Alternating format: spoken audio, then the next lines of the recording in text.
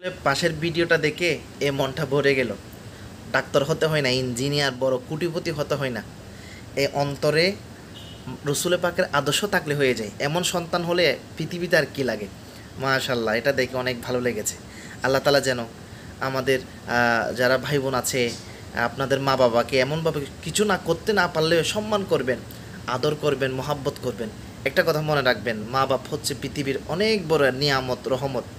ঠিক ওই দিন বুঝবেন যেদিন আপনিও মা বাপ হবেন। তো আসলে এটার চাইতে সুন্দর ভিডিও আর আশা করছি, মনে করছি না, এটা অনেক সুন্দর ভিডিও।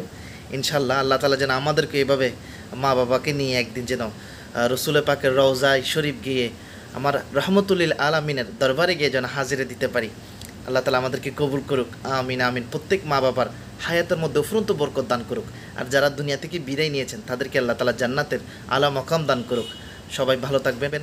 মা বাবা যাদের আছে বেশি বেশি করে খেদমত করবেন, সম্মান করবেন। আসসালামু আলাইকুম ওয়া রাহমাতুল্লাহি ওয়া বারাকাতুহু।